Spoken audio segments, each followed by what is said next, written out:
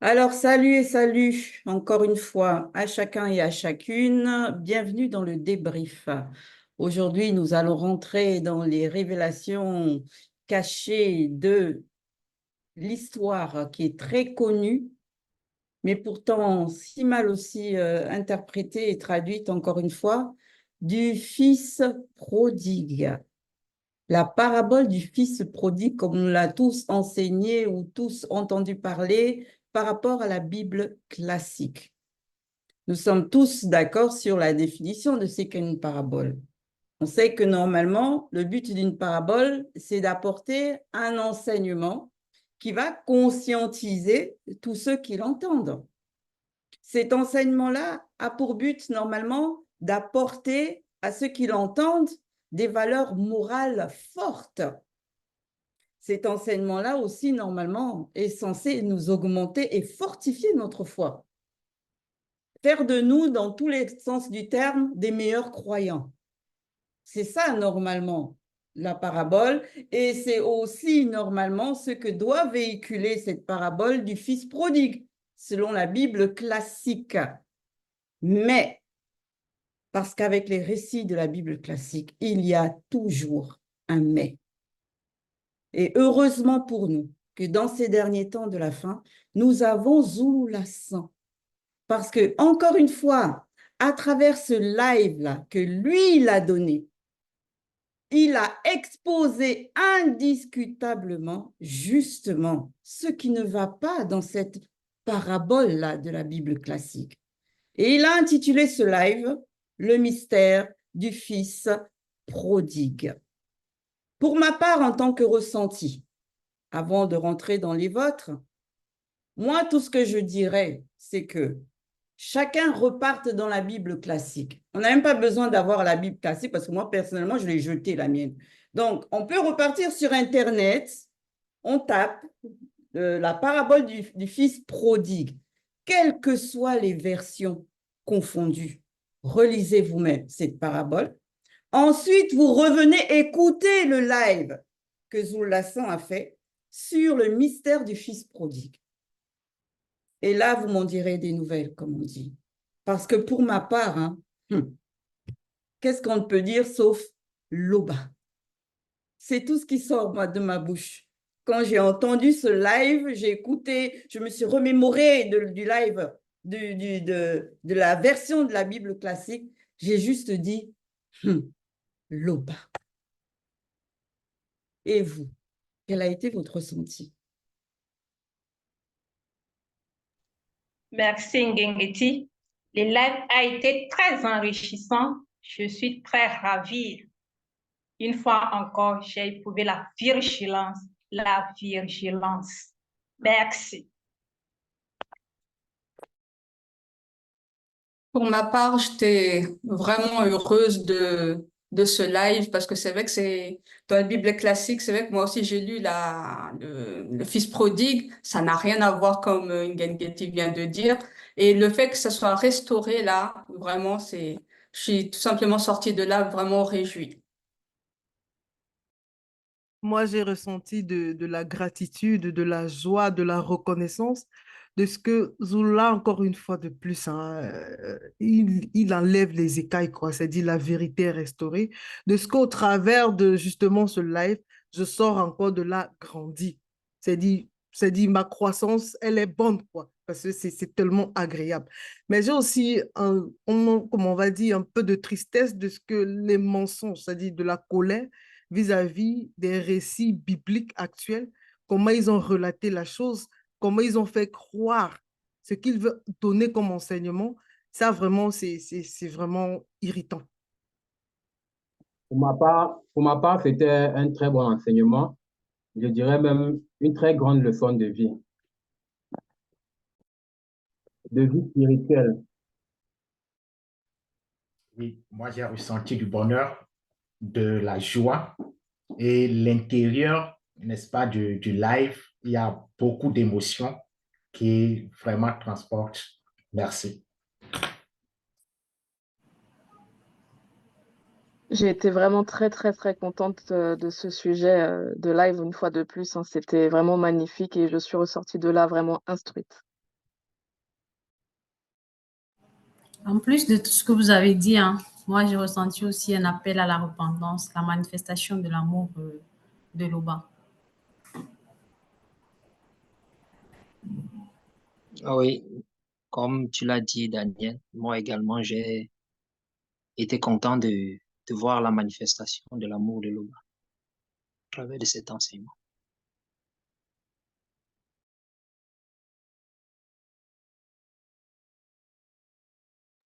D'accord. Donc, on connaît tous cette histoire. Et nous savons que dans cette histoire-là, contrairement à la Bible classique, où tout est laissé libre cours à l'interprétation, on ne nous précise absolument rien par rapport aux personnages, par rapport à où ça se passe, qui est qui. On ne dit absolument rien. On dit juste un fils, un père, deux fils, et puis c'est tout. Alors que nous, dans la spiritualité, avec ce que Zoulassan nous apporte, nous savons que la précision, les détails, les informations précises, c'est très important. Ça facilite la compréhension de quelque chose et on héberge plus facilement le message qui est transmis à travers cet enseignement-là.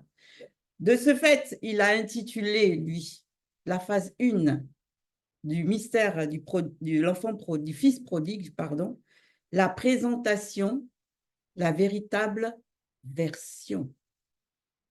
Donc, par rapport à cette phase 1, qu'avez-vous retenu comme notion ou enseignement? Merci, Ngenge.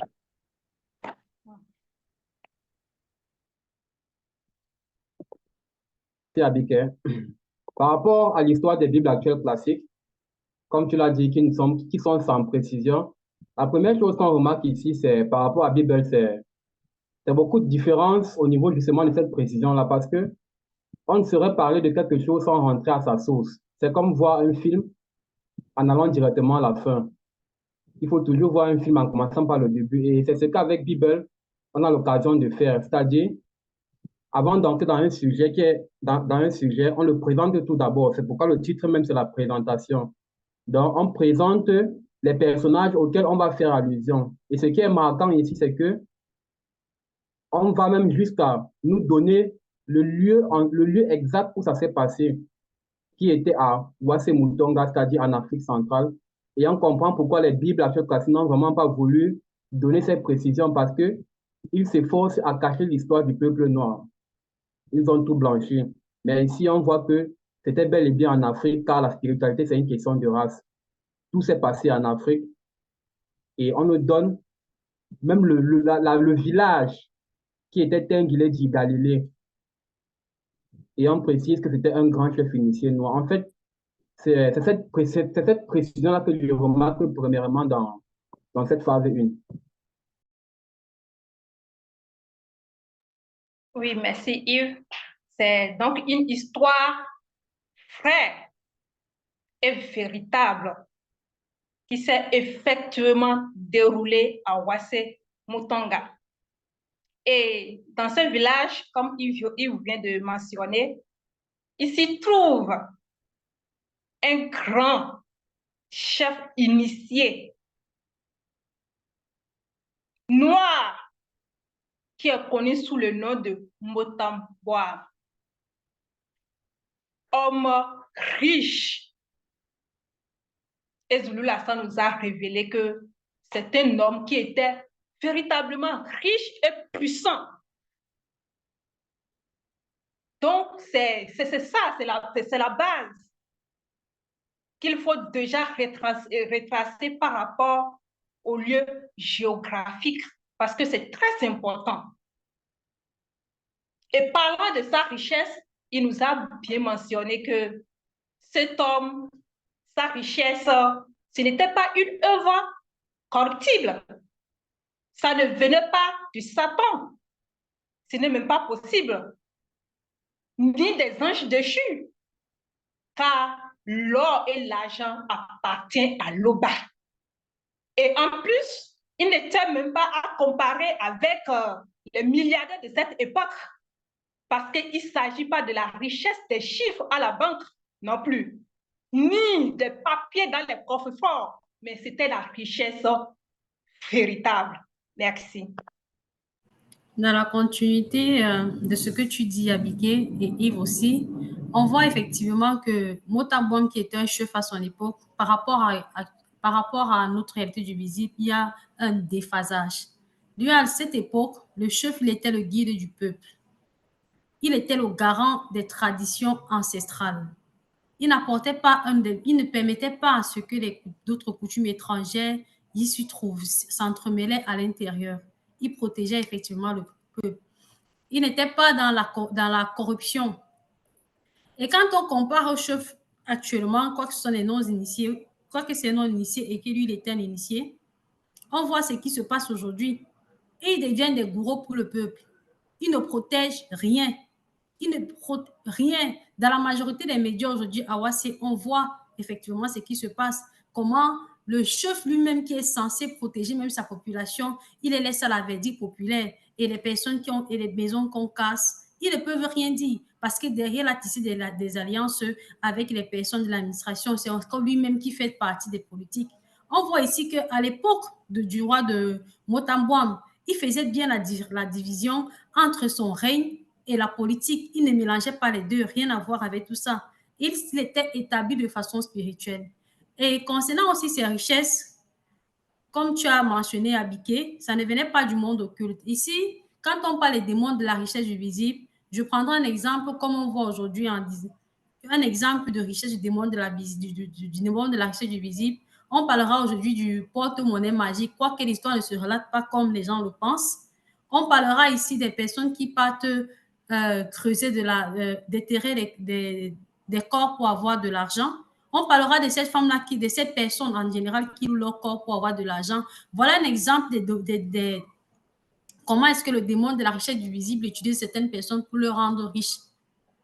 Donc, ça, c'était pour bien qu'on puisse un peu bien comprendre quand on nous dit que lui, tout ça là, il n'a pas fait usage de tout ça. Dans la continuité de ce que tu dis, Daniel, c'est vrai que ça nous montre la différence entre l'époque des initiés et notre époque de maintenant. Là, on nous montre qu'on le bat par son verbe par rapport à ceux qui ont la crainte du respect qui lui est dû. Il y a l'abondance, en fait. Afin que, comme tu disais, il n'y a pas cette corruption-là. Donc, il ne peut pas être corruptible à cause de cette crainte du respect qu'il manifeste, à cause de l'obéissance. Et ça nous montre vraiment la grande différence entre ceux de l'époque, ceux qui étaient initiés, et ceux maintenant là qui ne sont pas initiés. Ils sont là juste pour la plupart, pas tous, mais amasser pour leur propre bien-être, alors que lui, il a été établi afin de pouvoir guider le peuple. Et ça, c'est vraiment une grande différence. Moi, quelque chose m'a marqué, c'est le fait que Motabouam, on n'a pas donné un nom dans les Bibles actuelles. Franchement, c'est-à-dire qu'on reçoit son nom véritable. Il n'y a pas de « il s'appelait » ou bien « imaginé ». Et c'est ça qui est bien parce qu'on reçoit déjà cette information propre, claire et limpide. Et ensuite, par rapport aux richesses, comme vous avez mentionné, aujourd'hui, quand on est en fait, dans les religions et qu'on sort, on constate que les pasteurs, les prophètes, les bishops, ils s'enrichissent derrière les fidèles.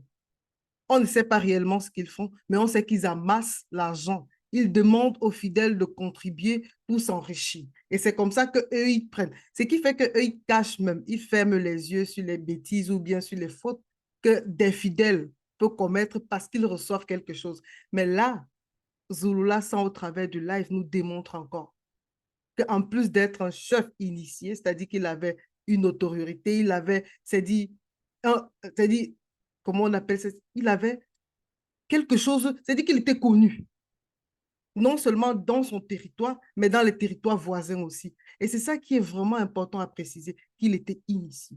Et c'est très important. Merci. Merci, Loris. Oui, la précision, Zulu l'a faite en présentant, n'est-ce pas, la richesse et la puissance de Motabouam. Il était initié. Donc, pour montrer déjà que la véritable richesse, elle est premièrement spirituelle. Donc, un initié, c'est celui qui est à la base spirituellement riche. Et effectivement, on voit la compatibilité entre cette richesse spirituelle et la richesse même du visible et en même temps avec la puissance que va dégager, n'est-ce pas, cet homme-là. Et on voit également que symboliquement, même les richesses qui ont été citées, donc ça a un symbolisme derrière. Ça a un symbolisme parce qu'il était riche en propos. Il était riche en argent. Abigail l'a précisé tout à l'heure, ça n'a rien à voir avec les billets, c'est, n'est-ce pas, les métaux précieux. Il était riche en or. Donc, pour dire que cet homme-là, dans tous les trois, c'est-à-dire dans les trois plans, il avait cette richesse-là. Il avait cette richesse. Et la puissance maintenant qu'il a pouvait lui permettre de résister à ce qu'on va appeler l'orgueil. Cette puissance va lui permettre également, n'est-ce pas, de mener le combat, comme vous l'avez dit, pour le peuple, et étant bien sûr un chef. Merci. Alors, moi, je vais poursuivre aussi sur un peu la lancée de Loris et de Damien. Parce qu'aujourd'hui, il est vrai que la grande majorité de ceux du peuple noir vont toujours se poser la question en disant « Mais pourquoi l'homme noir est pauvre? Pourquoi l'Afrique, c'est un continent, on va dire ça comme ça, où il n'y a rien, où il y a la pauvreté, pourtant les sols sont riches, mais on ne comprend pas comment l'état de l'homme noir par rapport bien sûr à l'opulence et tout ça est juste dramatique. » À ces personnes-là, ce qu'ils doivent comprendre, et une fois, on va dire, mettre dans leur intellect, c'est qu'à la base, on sait tous déjà, parce que Zola nous l'a révélé, l'homme noir, c'est l'héritier de l'univers. Nous savons que tout a été manifesté pour Moto, notamment cette réalité du visible-là. Et quand Moto a été manifesté, on l'a mis de suite à l'abri du besoin. Il a été créé riche en tout. Et il avait l'autorité, une grande autorité sur tout. Tout lui appartenait. Il avait les terres en abondance, tout ce que le sol produisait, tout ce que la terre renfermait, tous les métaux précieux, etc. C'était pour lui. Il était le propriétaire en tant qu'homme noir de tout ça. Et c'est pour cela que, normalement, cette richesse et cette autorité-là, mais ça se transmet aussi de génération en génération à tous les initiés, à tous les fils connus de Moto. Quand on dit connus, c'est par rapport bien sûr à leur identité spirituelle. Donc à tous ceux qui se soumettent aux lois du Verbe, à tous ceux qui mettent en pratique les lois du Verbe de l'Oba. Ceux-là, ce sont ceux qui, au fur et à mesure des générations, quand bien même il y a eu la chute qui s'est manifestée et après des chutes et des chutes et des chutes, ces initiés-là, eux, étaient toujours considérés comme des personnes nanties. Ils ne manquaient de rien. Ils n'enviaient personne. Ils avaient tout ce qu'il fallait, tout ce dont ils avaient besoin. Et normalement, ça aurait dû rester ainsi. Mais malheureusement, il y a eu la désobéissance, mais surtout l'hybridation. Et nous savons que c'est par l'hybridation, avec l'apparition des Blancs, qui ont amené leur mode de fonctionnement, un raisonnement étranger à celui du Verbe. Et là, on a vu la corruption se manifester. On a vu l'asservissement se manifester, l'expropriation se manifester, la convoitise. Tout ce qui aujourd'hui a été à l'origine justement du fait que l'homme noir non initié a perdu toutes ces valeurs-là, a perdu toutes ces richesses-là. Et du coup, il est tombé dans l'état de pauvreté, étant pourtant homme noir. Mais parce que ces hommes noirs-là ne pratiquent pas les lois du Verbe, ne se soumettent pas aux lois du Verbe, c'est en cela qu'ils connaissent la pauvreté. C'est en cela que l'état de l'Afrique majoritairement est tel qu'il est et que la plupart des hommes noirs aujourd'hui sont tels qu'ils sont, avec le niveau de richesse qu'ils ont, quand bien même le sol de Ouassé est rempli d'abondance, de toute forme de richesse. Et les eaux aussi, n'en parlons pas. Mais c'est en cela que Vous, tous ceux qui êtes dans qui avez accepté et embrassé les fausses religions, là, il faut sortir de là. Il faut revenir à votre identité, spirituellement parlant d'abord. C'est tout ce que j'avais à dire. Merci, Gengeti. Je vais abonder dans ton sens, il y a un constat qui est fait aussi à travers Motabwan, c'est qu'en tant qu'homme puissant, riche, spirituellement, physiquement, il avait une femme noire. Et ça a son importance. Une femme noire initiée. Donc, il n'a pas pris une femme blanche, il n'a pas pris une femme sans mêlée, il n'a pas pris une non-initiée, il a pris une femme, une très belle femme noire initiée comme lui-même. Et on le voit hein, justement que dans la décadence même de l'Afrique, généralement quand un homme noir est riche, quand il arrive à une certaine position, il s'empresse de prendre comme épouse une femme d'une autre race. Et c'est quelque chose qu'on a déjà beaucoup vu, même avec les joueurs de foot, etc. C'est quelque chose qui est très, très, très remarquable. Et on s'étonne justement que par la suite, la richesse, l'héritage ne reste pas en Afrique. Mais c'est ça, c'est le fait de ne pas respecter aussi la loi par rapport au mariage entre races, par exemple dans la race noire, de rester entre noirs. Cela dissémine aussi l'héritage. Et c'est très, très important de le souligner. Motabwan, lui, il a respecté jusqu'au bout, d'où sa puissance. Et on apprend aussi donc qu'il a 2 fils. Qu'il a 2 fils, un fils aîné dont le nom est Edoubé et dont le deuxième est Djongele. Et on apprend que le nom Edoubé, ça veut dire obéissance. Donc même là, en ayant des enfants, les noms qui ont été choisis n'ont pas été des noms pris au hasard, car nous savons que le hasard n'existe pas. Ce pas des noms qui ont été pris parce que c'est joli, ça sonne bien à l'oreille, comme on a pu faire l'erreur à l'époque de choisir des prénoms à nos enfants en fonction de la sonorité. Non, c'est qu'il y a un sens spirituel. Merci, Bekekedi. Allant un peu dans le même sens que toi, une chose qui m'a aussi touché lors de cette Frère présentation. Yves, tu t'es déjà manifesté une première fois, il me semble, non? Oui, avant Abiké. Donc, du coup, c'est à Oui, Baume d'abord de s'exprimer. Baume ne s'est pas encore exprimé. Merci.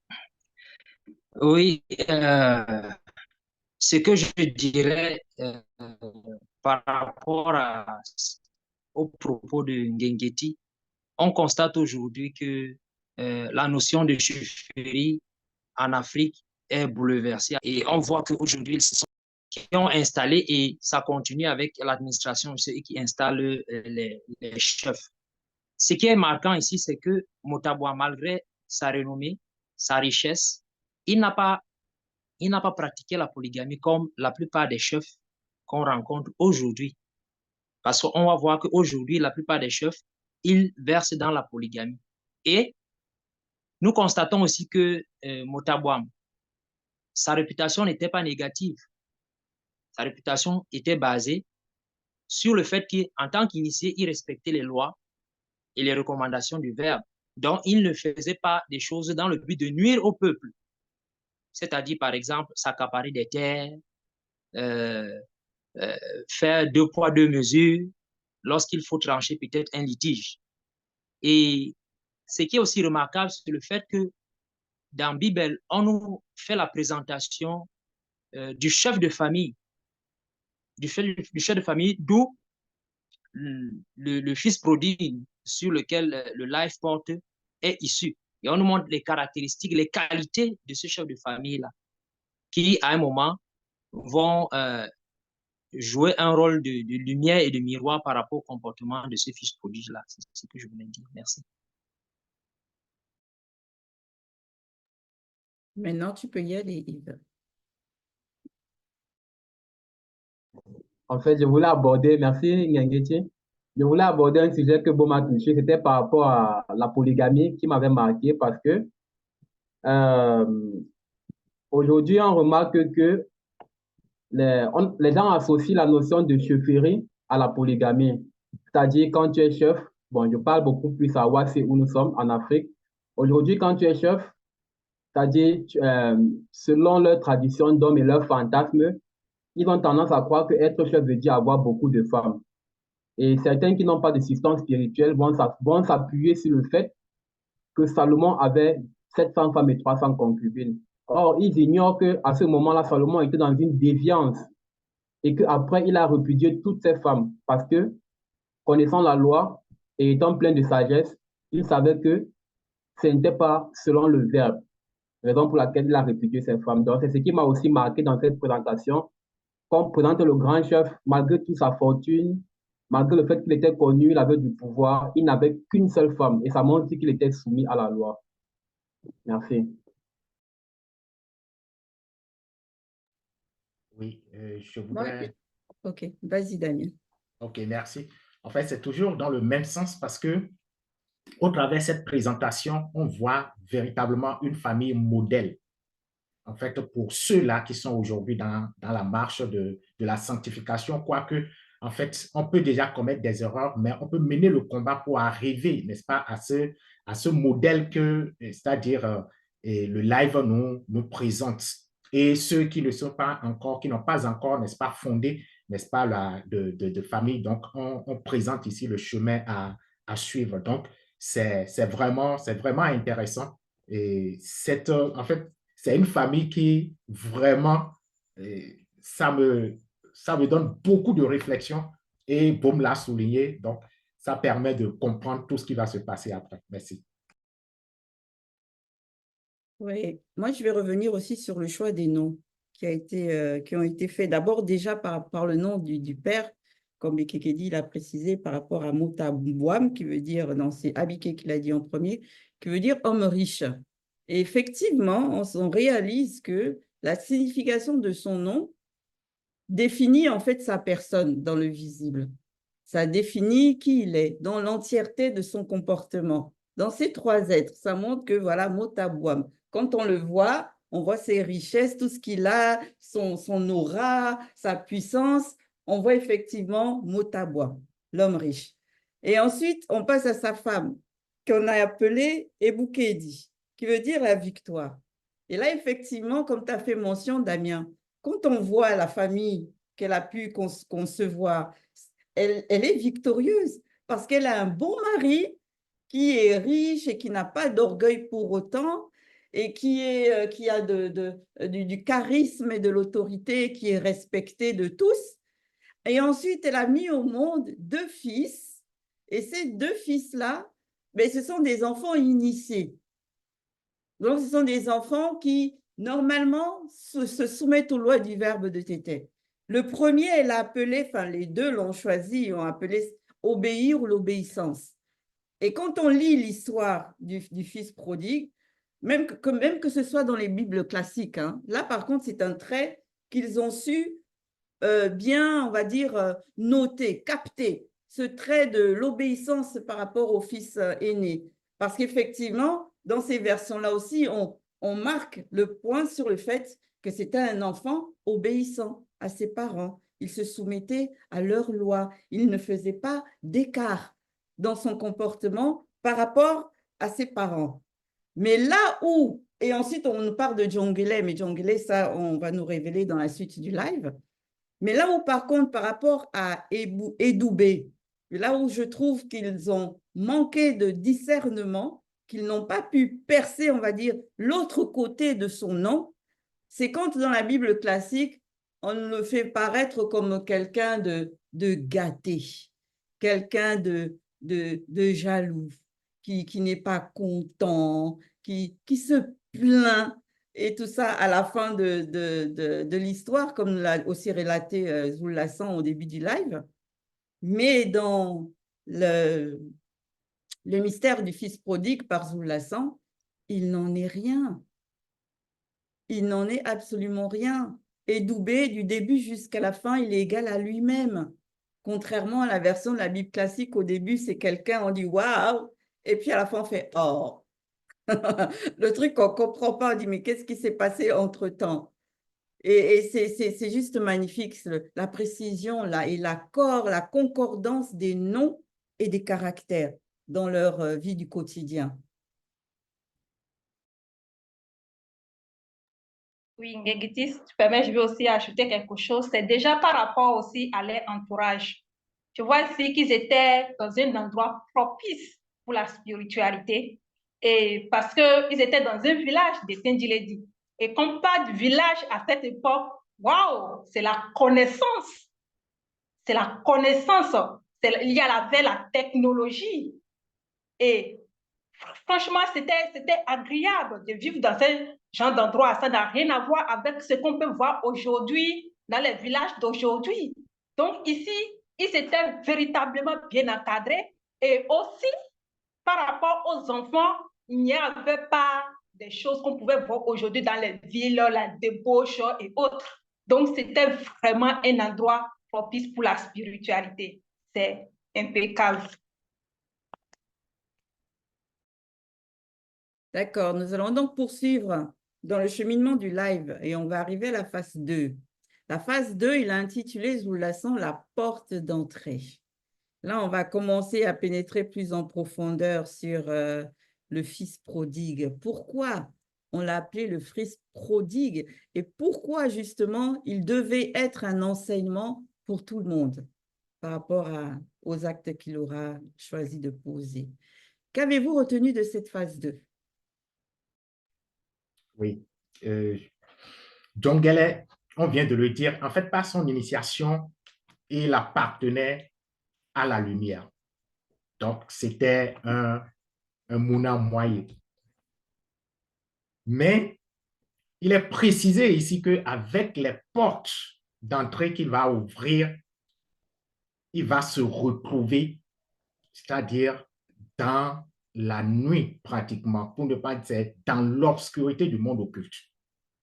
Et c'est là que, n'est-ce pas, les choses vont commencer. Et là, c'est son libre arbitre qui l'a amené à ce niveau. Et on nous fait comprendre que dès qu'il va ouvrir cette porte, la protection va se retirer. Ce qui est normal, c'est la manifestation de la justice. Ça se passe ainsi et Zoulasan nous l'a beaucoup expliqué. Et lorsqu'il sera dans cet état, lui-même, il ne peut, ce n'est même pas possible, par sa propre force, il ne peut plus veiller spirituellement. Et c'est là maintenant que, parlant du profond endormissement, là où il aura, n'est-ce pas, la visite, derrière déjà cet endormissement, nous voyons, n'est-ce pas, un sommeil spirituel. Donc, le danger de ne pas veiller spirituellement, nous le voyons avec Djongele ici. Donc, je vais m'arrêter là pour le moment. Effectivement, je poursuis dans ta lancée, Damien, parce que c'est aussi la première des choses que j'ai retenues par rapport à la phase 2.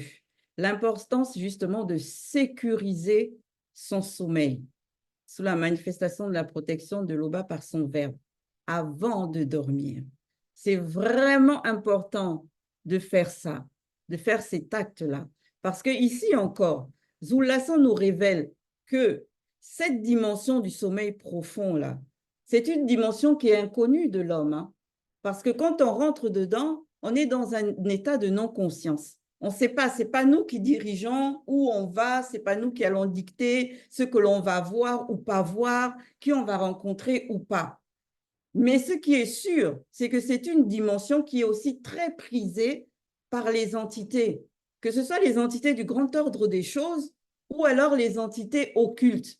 Parce qu'on le voit dans différents exemples de certains de nos patriarches et matriarches.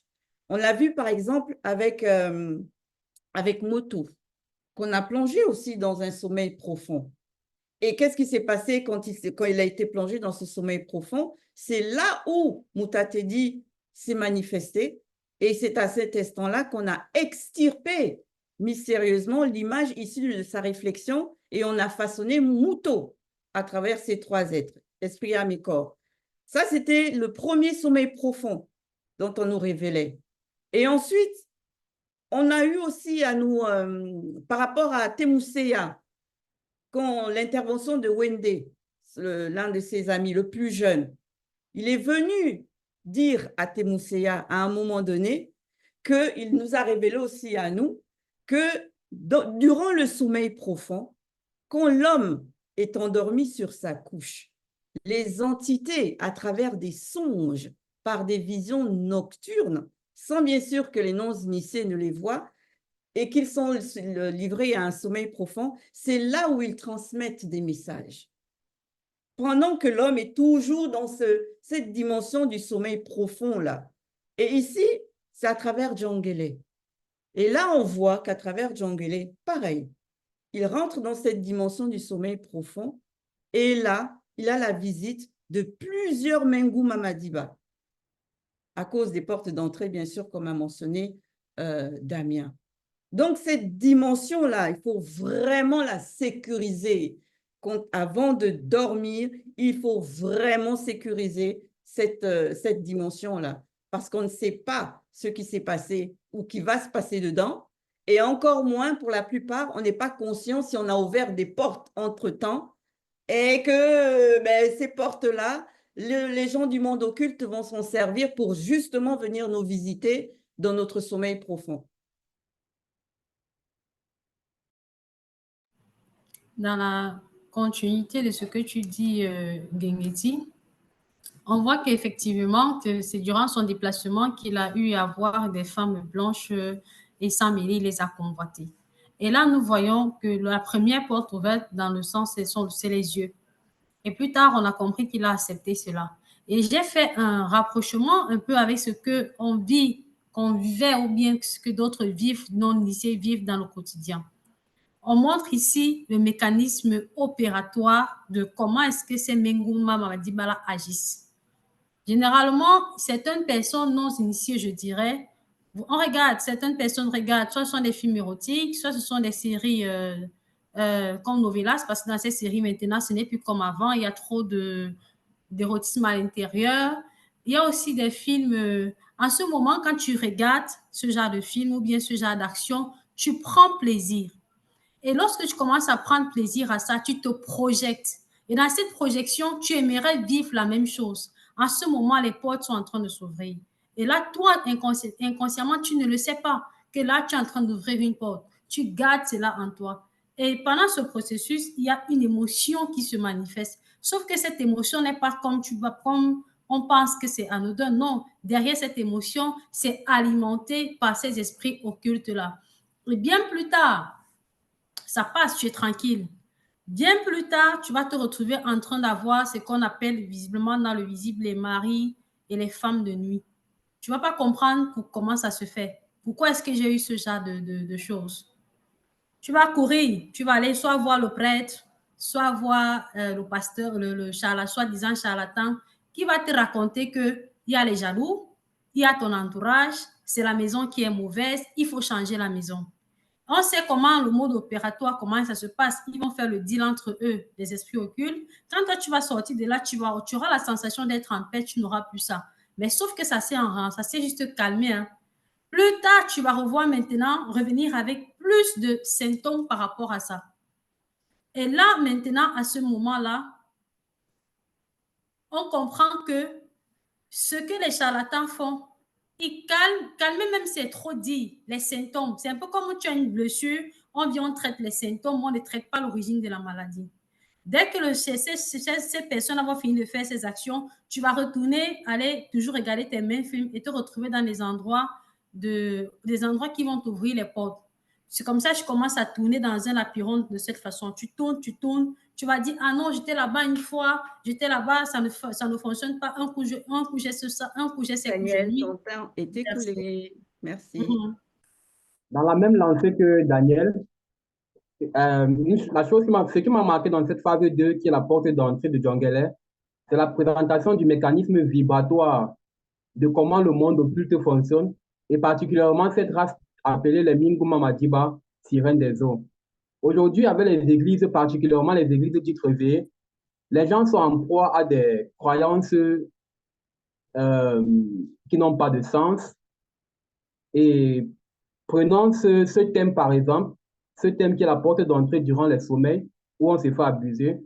Aujourd'hui, les gens pensent que, à cause des églises réveillées, dites réveillées, que lorsque tu as attaqué dans les rêves pendant ton sommeil et que tu as abusé, il ils vont beaucoup plus souvent accuser la grand-mère du quartier, c'est une sorcière, tel grand-père, c'est un sorcier. Et il y a aussi des films qui sont là pour animer ce genre de fausses croyances. Et les gens sont en proie à cela. Or, ici, dans cette phase 2, on nous révèle qu'en fait, ceux qui sont derrière cet acte abominable, ce sont les Minguma Madiba, les sirènes des eaux. Et ce n'est pas la première fois qu'elles ont agi. Elles ont agi dans le passé. On l'a vu dans 1 Roi chapitre 17. On l'a aussi vu dans Gouma. Et on précise que ce sont ces Minguma Madiba qui prennent le visage des femmes belles non initiées pour séduire.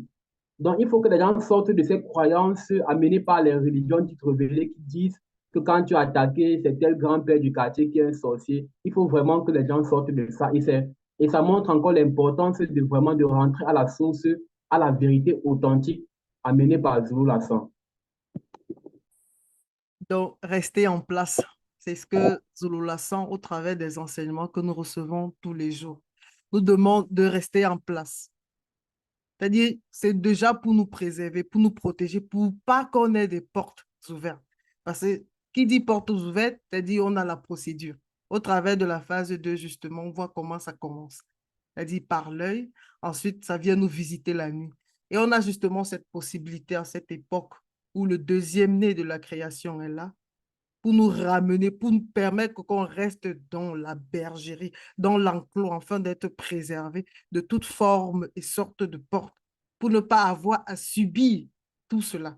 Et c'est très important. Ce n'est que par ce que Zulu dit, ce n'est que par les enseignements qu'il donne qu'on peut être réellement protégé et préservé de toute forme et sorte de porte qui puisse nuire à notre spiritualité, qui puisse nuire à notre sanctification, qui puisse même nuire à notre vie. Je vais rebondir, Loris, sur le rester en place que tu viens de faire mention, mais en apportant juste une précision très importante, hein, parce qu'il ne faut pas croire, il ne faut pas que les gens après s'imaginent que quand on dit rester en place, là, ça veut dire que tu ne sors jamais, tu restes chez toi, tu fermes tes murs, tu fermes ta porte et puis tu ne te déplaces pas, tu ne fais rien. C'est pas ce que ça veut dire, hein, le rester en place, là. Le rester en place, là, c'est plutôt ne pas te déplacer, mais dans un sens spirituel. C'est-à-dire que là où ta foi est née, là, tu dois rester dans ça. Tu ne dois pas aller chercher à connaître, par exemple, ce que dans telle autre foi ou dans telle autre religion on dit. C'est plus ça le restant en place, parce que ce n'est pas interdit de voyager. Au contraire, c'est même bien de voyager. Mais quand on voyage, il y a une manière de voyager. Il y a vraiment la bonne manière de se déplacer. Et cette bonne manière-là, c'est ce que moi je dirais se déplacer avec l'état de conscience de l'initié. Ça veut dire que tout simplement, l'initié, quand lui, il va voyager, sa valise, il y aura à l'intérieur, premièrement, comme vêtements, c'est-à-dire tous les enseignements qu'il aura reçus. Parce que nous savons que les enseignements sont des vêtements que l'on porte.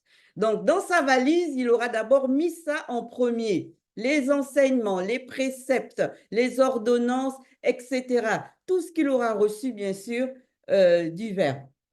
Et ensuite, il va prendre aussi dans la valise toutes ces pratiques habituelles qui sont bien sûr selon le verbe et qui font de lui un initié. Il va mettre ça aussi dans son bagage. Et après, quand il part maintenant, il ne s'éloigne pas de ses objectifs. Quand il dit que je vais à tel endroit pour faire ça, il va exactement faire ce qu'il a dit qu'il allait faire. Quand bien même ça ne l'empêchera pas, hein, pendant son séjour, de se faire plaisir, de se détendre, de s'amuser. Mais tout cela sera toujours selon ce que le Verbe va permettre. Et c'est quand on apporte tout ça là, avec nous, quand on voyage, que quoi que nos yeux puissent voir, là où on sera, quoi que nos oreilles puissent entendre, là où on va être, etc., cela ne va en rien du tout impacter la conscience de notre cœur. Ça ne va pas venir nous marquer les yeux ou ça va marquer nos oreilles à tel point que on va finir par héberger ça dans la conscience de notre cœur. Parce que c'est une fois que ça arrive là, que là, les dégâts vont commencer. Parce que la conscience du cœur, on sait que ça symbolise l'âme d'une personne. Et nous savons que c'est l'âme qui pêche qui mourra. Donc, la conscience de notre cœur, à tout prix, nous devons la protéger quand on se déplace, quand on voyage. Il faut à tout prix, comme a dit le frère Damien, qu'on reste en éveil. Parce que voyager aussi, c'est une forme de rentrer dans un sommeil profond. Parce qu'on quitte un environnement que l'on connaît, dont on est conscient de tout, et on va rentrer dans un environnement qui nous est étranger. On ne sait pas ce qui nous attend quand on voyage. On ne sait pas qui on va rencontrer, on ne sait pas ce que l'on va entendre, on ne sait pas. Donc, du coup, c'est comme une forme de sommeil dans laquelle on va rentrer en se déplaçant dans ce nouveau pays ou ce nouvel environnement. Donc, on doit réellement prendre conscience de ça et vraiment tout faire pour toujours voyager avec l'état de conscience d'un initié et non pas d'un non-initié.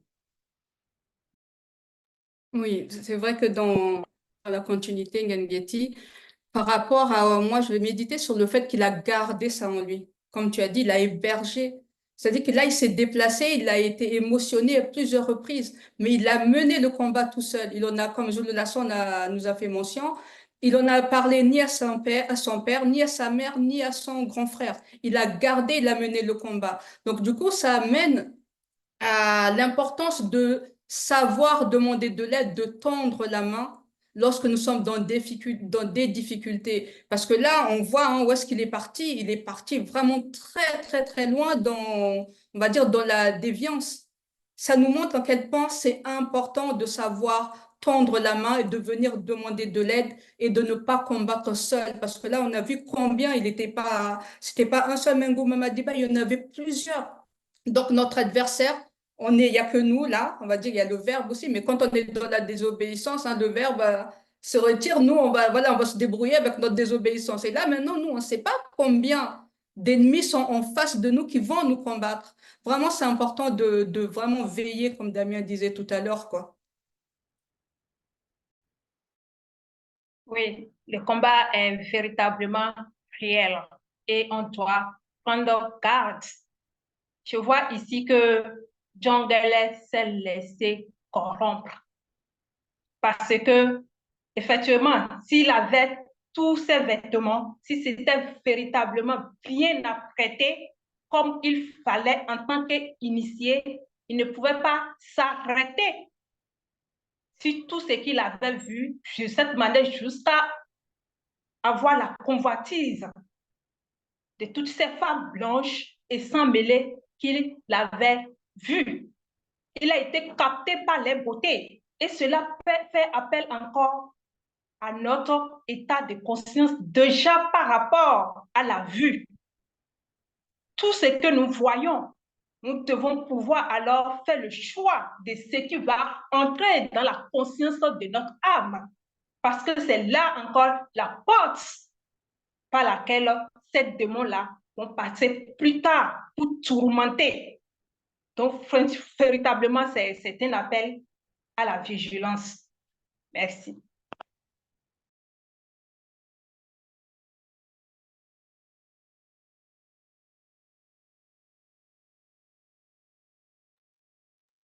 Bon, moi, C'est que je peux ajouter quelque chose, si tu permets, vas-y, bon. Ce que moi je dirais, c'est que ici, Zola a attiré notre attention sur le fait que Djongel était un voyageur.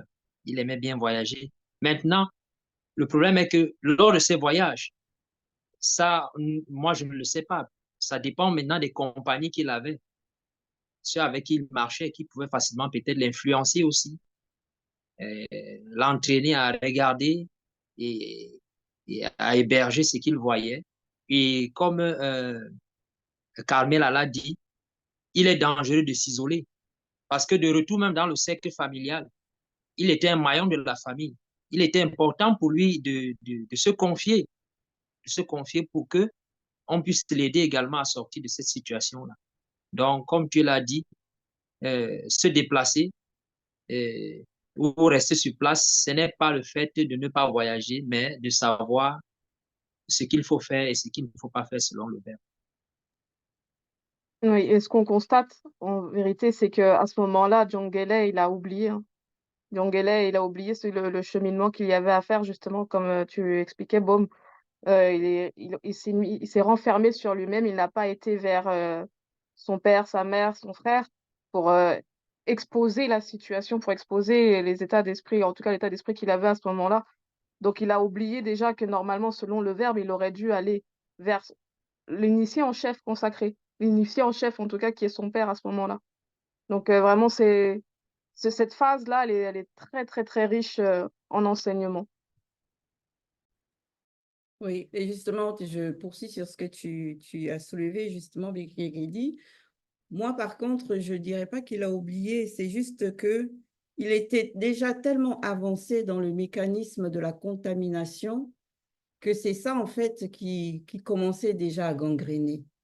C'est pour ça que quand il, c'est pour ça qu'après, par la suite, il n'a pas été à même de venir dire, ah ben voilà ce qui s'est passé, voilà ce que j'ai vu, parce que c'était déjà là. C'était juste qu'une question de temps. Quoique, en plus de ça, Zoulassan révèle qu'il n'était pas passé à l'acte pendant ces voyages-là. Il n'était pas passé à l'acte. Mais néanmoins, comme on dit, l'œuf avait déjà été ensemencé. L'œuf avait déjà été pondu de la conscience de son cœur. Et cet œuf-là attendait juste d'être couvé. Ça attendait juste d'être couvé. Et le moment où ça a justement été couvé, c'est quand il a reçu la visite des Mengou Mamadiba. C'est là où elles sont venues réchauffer, on va dire, cet œuf-là. Et après, tout ce que l'on peut attendre, c'est que par la suite, bien sûr, l'œuf est clos et qu'il va se passer maintenant dans le visible ce qui va se passer. Et c'est en cela qu'on va poursuivre dans la phase 3. La phase 3 que Zulula justement a intitulée « Violation de la loi ». Donc, qu'avez-vous retenu de cette phase? Ce que j'ai retenu de cette phase, c'est le danger d'être souillé le danger premièrement de se nourrir, comme on l'a vu précédemment, de se nourrir des choses des choses qui vont contre la loi. Ensuite, il y a eu la souillure spirituelle, la contamination occulte. Et on voit qu'après, quelques temps après, il y a eu des conséquences parce qu'on dit, quelques temps après, il a pris une forte somme d'argent et il est sorti du village et s'est rendu dans une région où il y avait beaucoup de débauches. Pourquoi? Parce que vu qu'il était déjà nourri, c'est-à-dire il a manifesté des mauvais désirs et qu'il a été contaminé spirituellement, cette œuf-là, comme tu l'as dit précédemment, Genghis, a éclos et il ne pouvait plus s'abstenir. C'est-à-dire il est maintenant parti vers l'objet de son désir.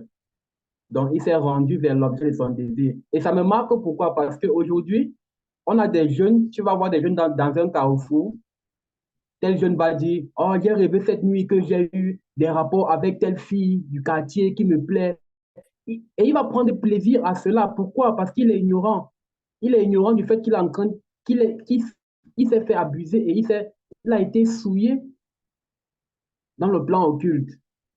Et cela a des répercussions parce qu'après, on va voir qu'il aura une mauvaise vie. Et c'est la même chose ici avec Djongele. Donc, c'est vraiment important de prendre au sérieux sa spiritualité et de comprendre que ces rêves que nous faisons où nous sommes abusés ont des répercussions dans notre vie.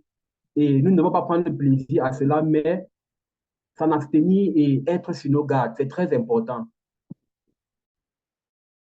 Merci Yves. Déjà, l'action de se déplacer. Là, on voit encore le mode opératoire du monde occulte. Il s'éloigne de telle manière que toutes les personnes qui sont susceptibles de pouvoir le raisonner, le ramener à la raison, il isole. Et c'est l'un des procédés du monde occulte. Il t'isole pour que personne, même toute personne qui puisse te venir en aide, non, tu les refoules.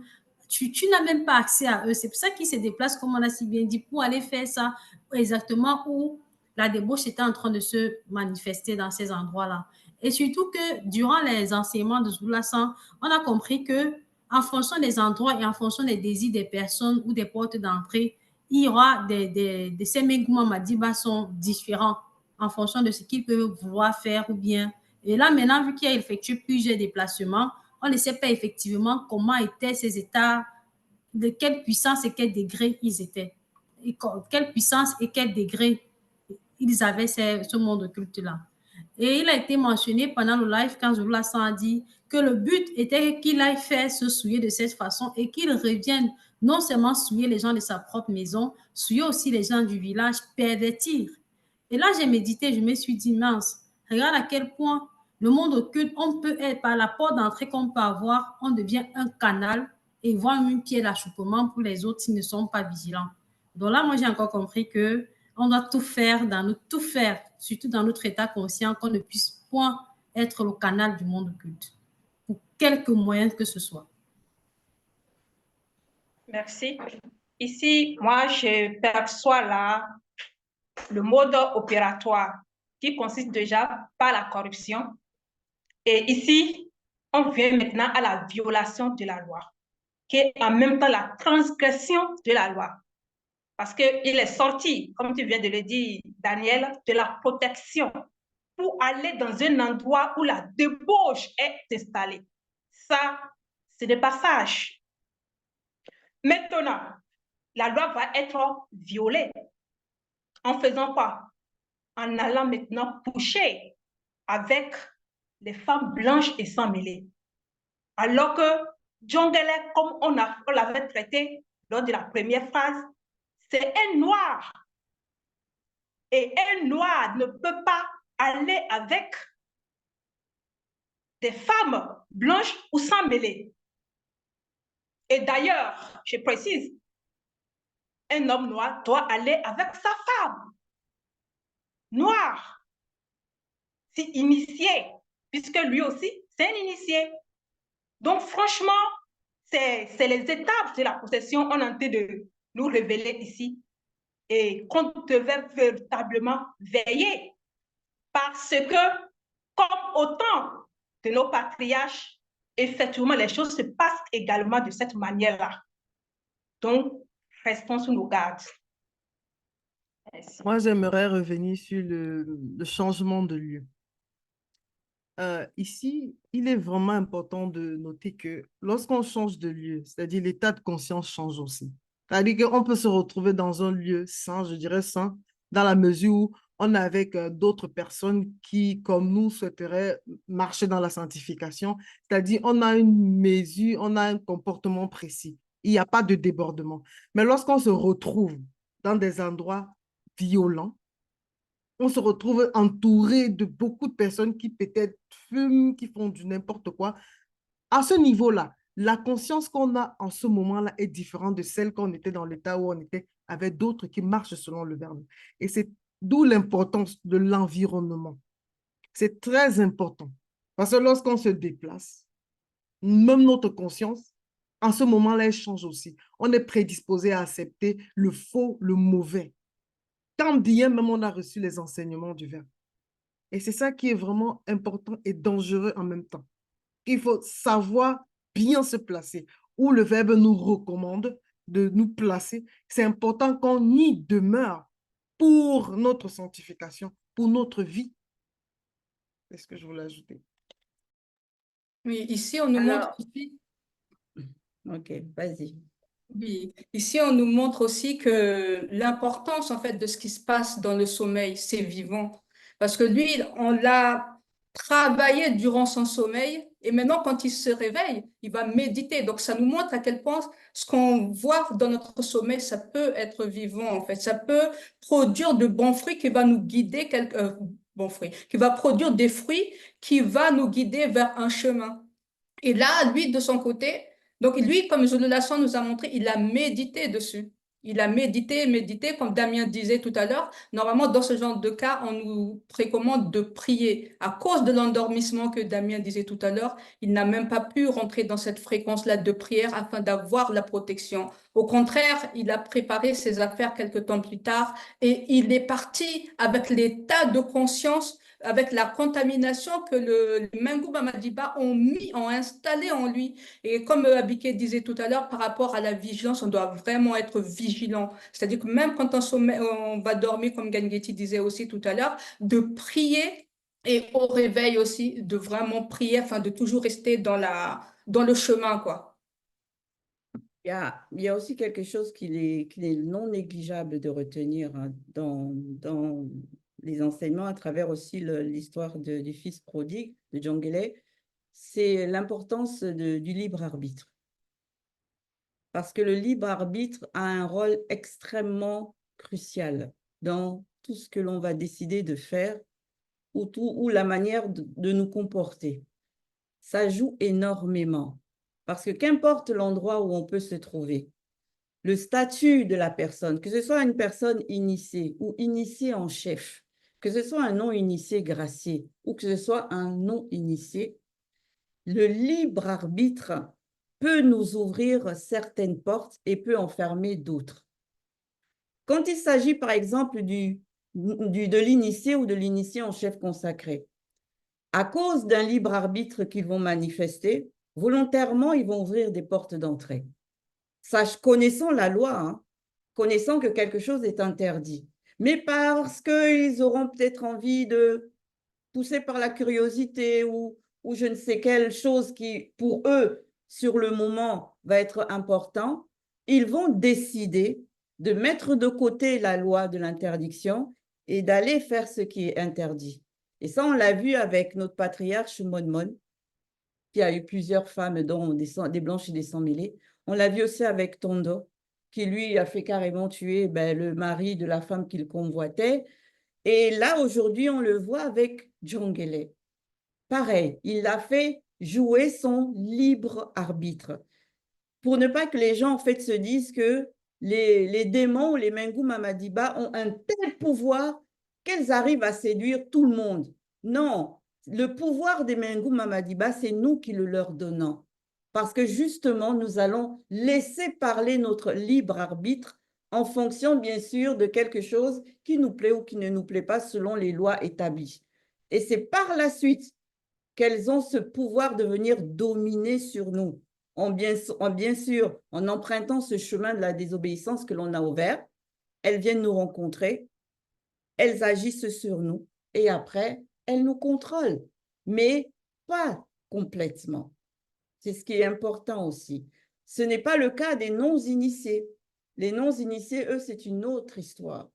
Parce que eux, par contre, comme on dit dans l'expression, c'est leur viande.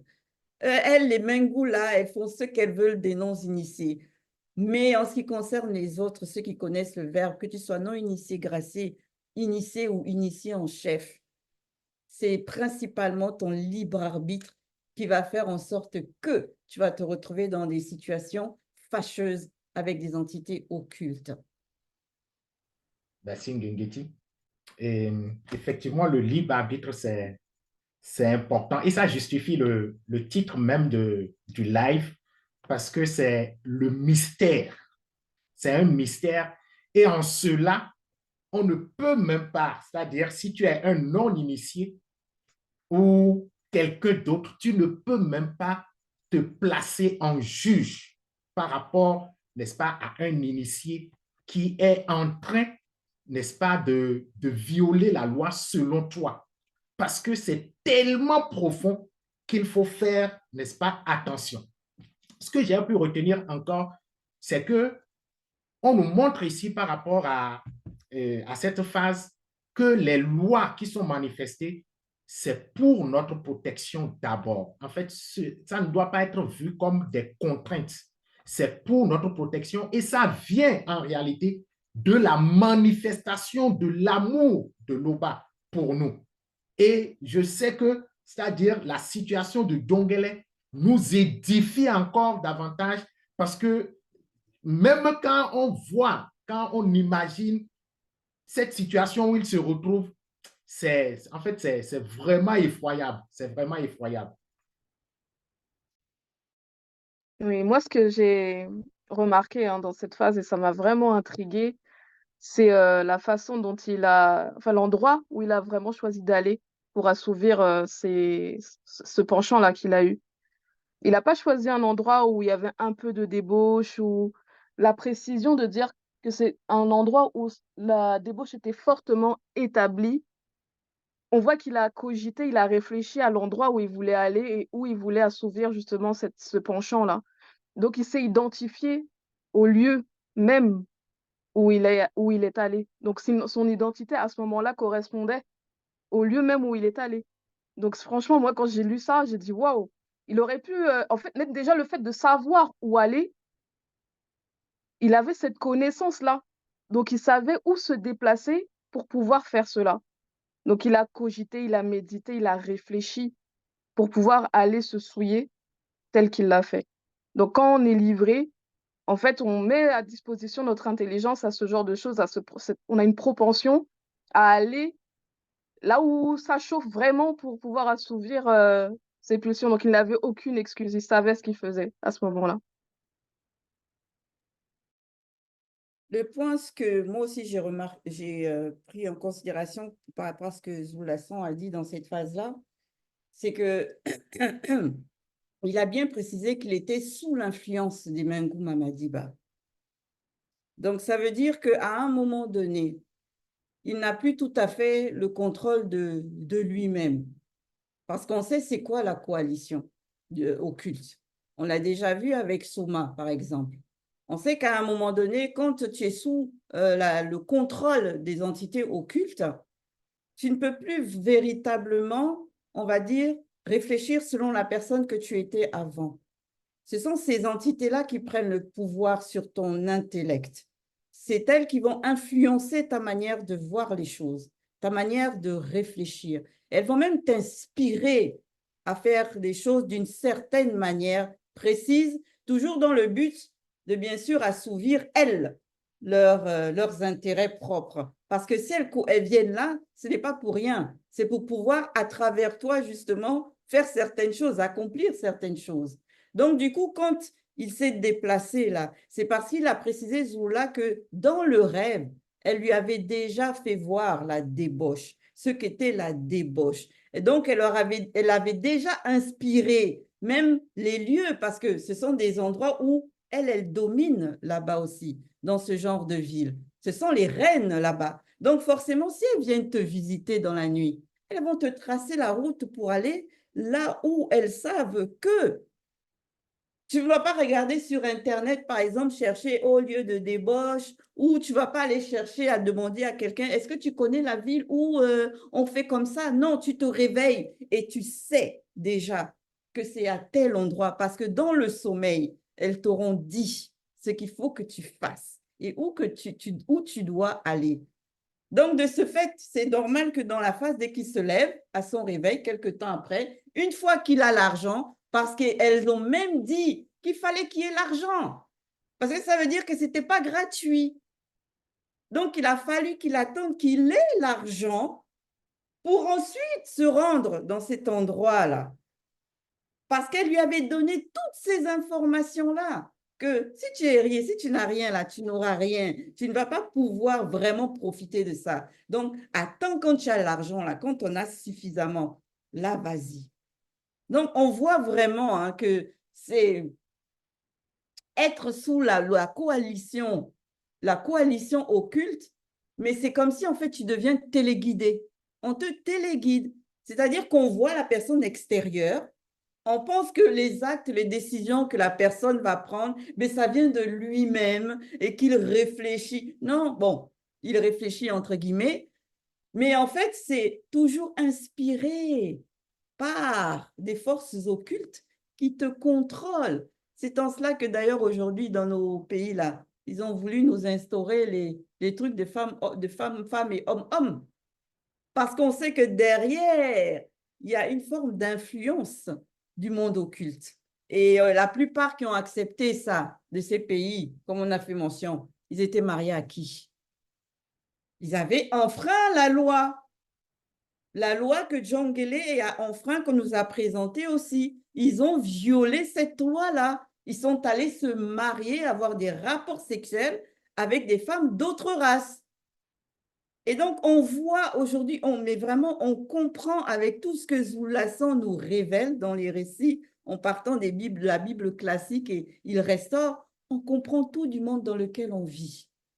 Et ça, c'est juste, ça n'a pas de nom, on ne peut même pas qualifier ce que l'Oba par son verbe nous permet d'avoir comme connaissance et de discernement et de raisonnement.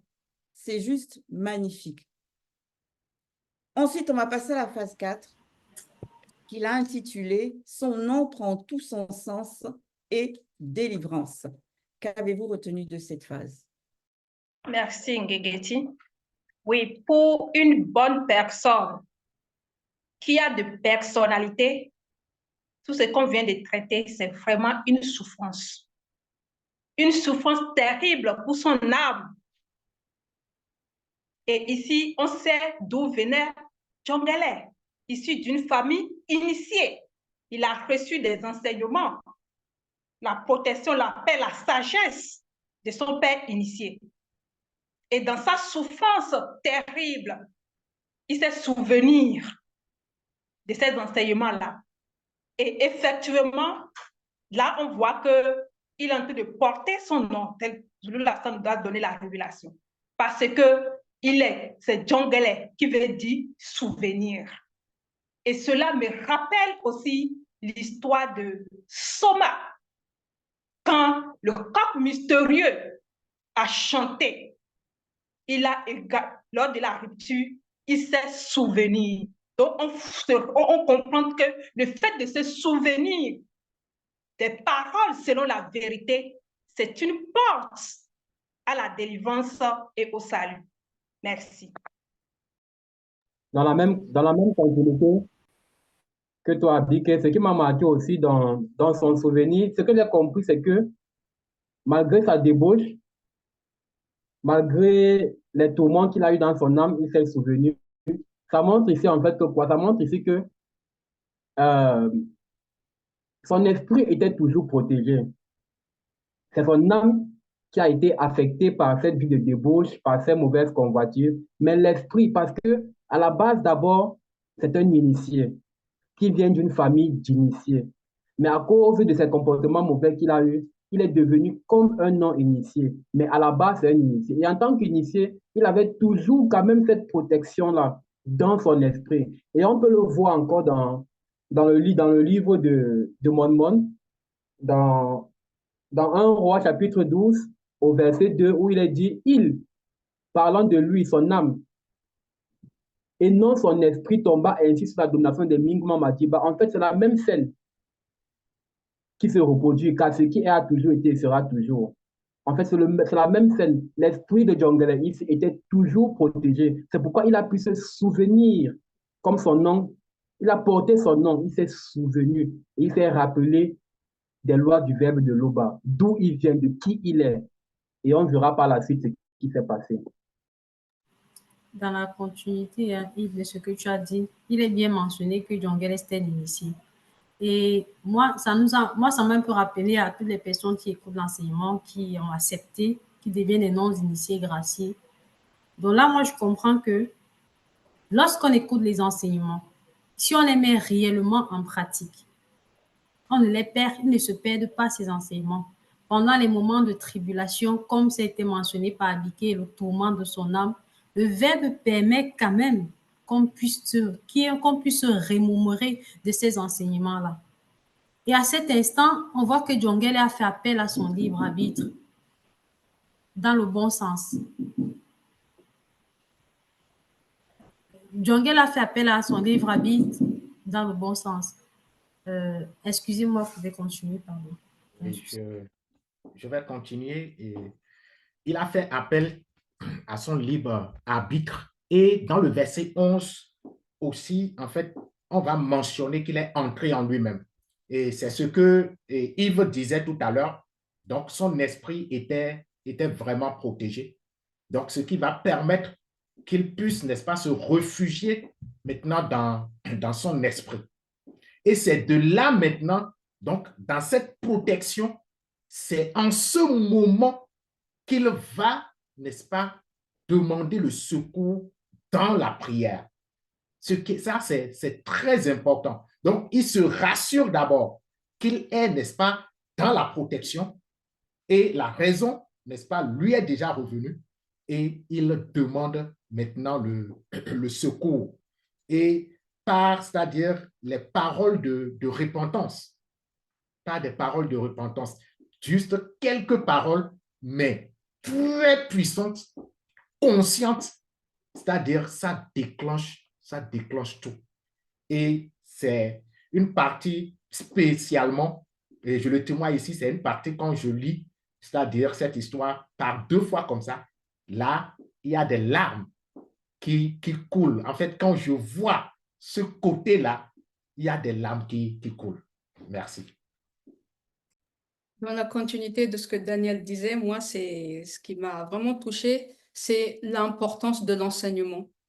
Pour se souvenir, comme Daniel disait, c'est vraiment important. Là, on nous montre qu'il s'est souvenu des enseignements de son père initié. Mais nous, à notre époque, du fait que nous avons grandi avec des personnes qui ne connaissaient pas la vérité, maintenant, la sens à travers les enseignements aussi, nous apporte la clé, la protection aussi, pour pouvoir tenir lorsque les moments difficiles vont se manifester, parce qu'on sait qu'on est dans cette réalité du visible, il y aura des moments difficiles. Et ça, comme Gengeti disait tout à l'heure, ce sont des vêtements que nous devons porter. Et donc là, ça nous montre encore que vraiment l'enseignement, ça nous montre notre identité. C'est-à-dire que dans ce combat, dans cette difficulté, on doit montrer notre identité à travers les enseignements que Zulu Lasson nous apporte chaque jour. Ça nous permet d'atteindre justement la sanctification au fur et à mesure de la marche. Mais les difficultés viendront et les enseignements, c'est vraiment une arme terrible dans notre marche. Moi, il y a une précision que j'aimerais donner par rapport à ce que vous dites, notamment ce qu'a dit Daniel et Carmela. C'est quand vous avez toujours dit, il s'est souvenu. Mais qui s'est souvenu? Parce que nous savons que la personne est composée de 3 êtres. Et dans le cadre de Djangele, on sait que son âme, elle était comme dans l'obscurité occulte. Donc, ce n'est pas elle qui s'est souvenue de quoi que ce soit. Et on sait aussi que le corps, il a pris plaisir, il a pris part dans les activités de débauche que Djangele vivait, quoi. Et Zulu Lasson a donné la clé au début de cette phase-là, quand il a parlé du moi intérieur transcendant. Et moi, je me suis interrogée là-dessus, j'ai médité là-dessus en me disant, OK, on sait que l'âme, c'est aussi un corps spirituel, que c'est aussi un esprit. Et il y a l'esprit aussi. Donc, ce moi intérieur, là, transcendant, c'est qui précisément? Qui est venu à la rescousse de l'âme? Qui a permis à l'âme, justement, de se rappeler de ces enseignements-là qui lui ont permis de sortir de cette domination, cette influence occulte. Et c'est en réfléchissant là-dessus que c'est clair que je me suis arrivée à la conclusion que c'est l'esprit forcément, mais pourquoi on dit que c'est transcendant? Et c'est en réfléchissant toujours, regardant les définitions du mot transcender, ce que ça veut dire, c'est là où j'ai percé, je suis allée au fond de cette notion-là. C'est-à-dire, en fait, le moi intérieur transcendant, c'est l'esprit qui tend vers un niveau spirituel supérieur, une élévation supérieure. Et il est vrai que dans le visible, la perfection n'existe pas. Donc, dans le visible, l'esprit qui est du visible, quand bien même on est initié, ce n'est pas un esprit parfait. Parce qu'il faut qu'il quitte le visible pour là, après, connaître la perfection. Donc, c'est en cela que dans le visible, on parle toujours de moi intérieur transcendant. Parce qu'il tend toujours à aller vers ce qu'il y a de meilleur, de parfait, vu que dans cette réalité, ça n'existe pas. Mais du coup, ça a ouvert néanmoins aussi une autre porte chez moi, cette réflexion, c'est que je dis, OK, l'âme, elle a chuté. L'âme de quelqu'un qui est initié par son libre arbitre a chuté. Mais ça veut dire qu'en fait, déjà, on vit dans une réalité de la chute. Et il y a eu différentes chutes, des générations et des générations. Ça descend, ça descend, ça descend. Et là, on prend conscience que je me suis dit, mince, mais est-ce que la chute, là, ça a un fond? Est-ce qu'il y a un moment donné, on va arrêter de chuter ou on continuera toujours de chuter? Cette réalité qui n'est pas, selon la manifestation de la volonté de Tété par son verbe, c'était comme un puits sans fond. Parce qu'au fur et à mesure que les générations passent, on voit la chute. Et c'est toujours une chute qui diffère de la chute d'avant. Ça va s'arrêter. Faudrait qu'on nous rassure, qu'on nous dise que non, il y a un fond. À un moment donné, tu peux pas tomber plus bas, quoi, que ça s'arrête là. Mais non. Là, apparemment, c'est comme si la chute, là, c'est comme un trou, quoi. Un trou et on ne fait que s'enfoncer dedans. Et bien sûr, ça, je présume que ça dépend aussi de la dimension dans laquelle on voit cela et de l'état de conscience aussi de chacun. Mais c'est quand même inquiétant quand on y pense, de savoir que à un moment donné, tu espères que tu vas toucher le sol et puis c'est bon, là, tu arrives au moins à un niveau que tu ne peux pas aller plus bas. Mais non, apparemment. Si Zoula un jour, bien sûr, veut nous révéler ce mystère-là aussi. Hein. Moi, je vais continuer dans ta lancée, Gengeti, et dans celle de Damien lorsqu'il parlait tout à l'heure. Moi, j'ai vu en cela l'humilité, c'est-à-dire quand on se retrouve dans un gouffre, on s'humilie et on appelle à l'aide. C'est à ce moment-là, justement, que Mouta te dit, il vient et le libère.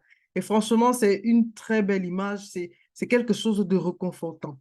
Que quand bien même on est enfoncé, qu'on se souvienne toujours du verbe, d'où l'histoire de Jean Galé. Il y a aussi un point que Zula, il a mentionné lors du live, lorsque il a posé la question de savoir que, bon, certains m'ont dit, Djongele, il était initié. Mais pourquoi un initié peut justement commettre ce genre d'acte? Il a fait allusion au cas de Monmon, au cas de Tondo. Et moi, de cela, ce que j'ai retiré, j'ai ressorti de ça, c'est que tous ces patriarches-là, ils aimaient l'Oba plus que tout. C'est la raison pour laquelle ils sont néanmoins, par l'ère du Verbe, revenus sur le droit chemin. D'où euh, un conseil que nous recevons constamment, c'est qu'on doit initier l'enfant selon le Verbe, afin que demain, lorsqu'il se trouve dans les tribulations, qu'il se souvienne de l'initiation, qu'il se souvienne justement de l'enseignement qu'il a reçu. Est-ce que toi qui nous écoutes, ou moi, est-ce qu'on aime l'Oba ou les lois du Verbe de l'Oba plus que tout, afin que si jamais nous nous retrouvons dans un truc comme ça, qu'on revienne au chemin, c'est très important. Donc, c'est ce que je voulais dire. Effectivement, on va terminer sur ta parole, Loris. Il faut effectivement manifester l'amour inconditionnel pour le Verbe de l'Oba pour que par la suite, notre esprit puisse toujours venir à la rescousse de l'âme qui va avoir tendance à souvent s'égarer en fonction des différents plaisirs qu'elle aura envie de connaître.